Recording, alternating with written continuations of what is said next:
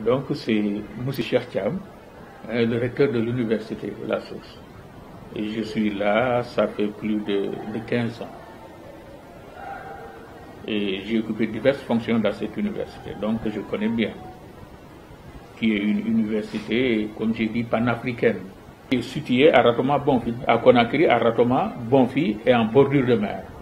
D'ailleurs, sa situation géographique donne un très grand privilège quant aux études qui sont pratiquées. Il y a le calme et la situation géographique est très favorable aux études supérieures. Donc, comme j'ai dit, c'est une université panafricaine, fréquentée par diverses nationalités. On y trouve des Maliens, des Burkinabés, des Ivoiriens, des Togolais, des Tchadiens, des Béninois, des Comoriens, donc des Sénégalais. Donc c'est une université panafricaine, comme je l'ai dit. Et elle a fait ses preuves aussi bien sur le plan national que sur le plan international, surtout sa faculté de médecine qui fait tache d'huile en Afrique. Et c'est une faculté qui comprend 2 départements. La médecine, mais aussi la pharmacie, avec de très grands professeurs de rang magistral. Et c'est une faculté aussi qui est créée ici depuis 2007 et qui est reconnue par le CABES depuis 2017.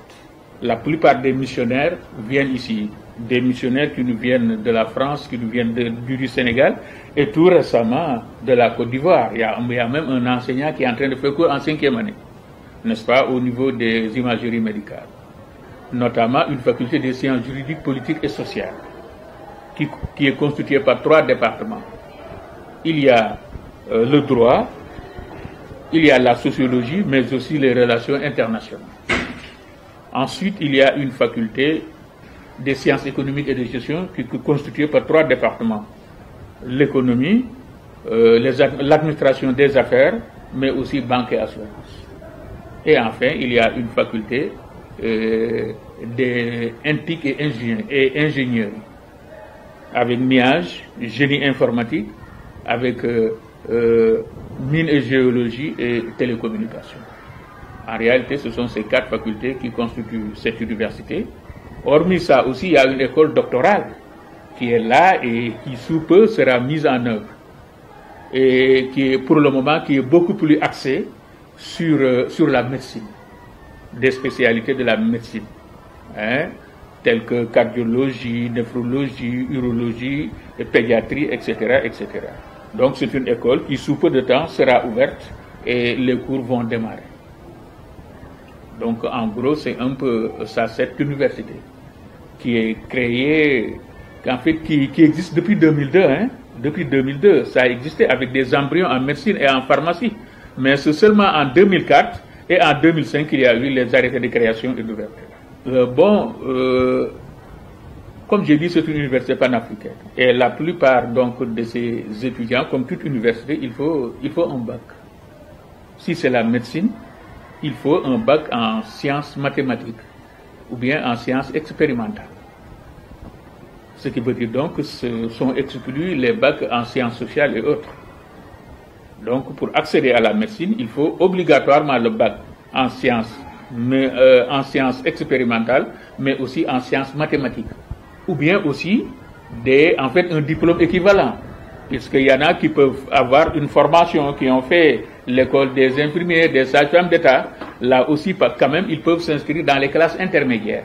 Mais là, il appartient aux doyens d'apprécier l'opportunité donc de cette inscription. Et il y a aussi ce problème de mobilité des étudiants et des enseignants. On est en rapport avec beaucoup d'universités, notamment l'université de Dakar, l'université en partie même de la Côte d'Ivoire, l'université Saint-Étienne de France, n'est-ce pas, avec qui il y a ce qu'on appelle la mobilité. Non seulement la mobilité des enseignants, mais aussi la mobilité des étudiants. Avec le problème de la transférabilité des crédits qui existent dans le système LMD. Ouais. Donc il y a ça aussi. Et c'est une université aussi qui tient des partenariats, comme je l'ai dit, avec beaucoup d'universités de la sous-région et des universités aussi au niveau européen, notamment en France. mais aussi en Afrique, comme je l'ai cité, en Côte d'Ivoire, comme aussi au Cameroun. Il y a une étude, il faut étudier les dossiers. Non, ce n'est pas au début. Il y a eu ce concours, le numerus clausus. L'université a commencé comme ça, la faculté des sciences biomédicales, avec un doyen qui était en fait, qui aimait parler de la rigueur. D'ailleurs, il dit que la rigueur est de rigueur au niveau de l'université de la Source et notamment au niveau de la faculté des sciences biomédicales. Donc au début, c'était un numerus clausus. C'était un nombre que l'on prenait et on ne dépassait jamais ce nombre. Et ce numerus clausus aussi n'est pas toujours exclu. Et ensuite, bien avant ça, il y a l'étude des dossiers. Ce n'est pas n'importe quel bachelier même qu'il faut prendre. Donc il y a un niveau et c'est ce qui justifie donc ce concours d'entrée qui a existé quand même au sein de cette faculté. C'est une université qui a été toujours primée. Si nous pouvons nous rappeler donc de ce grand prix que nous avons rapporté dans les années 2012-2013 au niveau donc de la formation, mais surtout au niveau du site web. En ce moment, beaucoup d'universités ne disposaient pas de site web. Et nous avons été récompensés et primés donc quant à notre Internet. Et là, tout le monde le connaît. Ensuite, sur le plan sportif même, nous avons été toujours primés.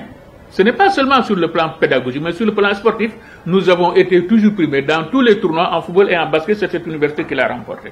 Donc, il n'y a que les études, il y a aussi le sport, il y a aussi la culture. D'autre part aussi, là c'est récent, c'est en 2019, nous avons été choisis comme la meilleure université au niveau de la formation. L'université, effectivement, a reçu bien des prix. Et bien des prix l'année dernière, là-bas à Gamal, les étudiants en médecine ont été primés.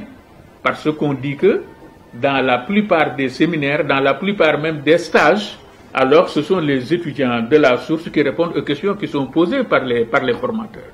Ce qui veut dire donc que c'est une médecine qui marche ici, en tout cas à la source. Donc c'est une référence, j'ai dit, non seulement sur le plan national, mais sur le plan international. Et ils ont reçu, dans la plupart même, des rencontres interuniversitaires. Alors, les étudiants en médecine ont été pris.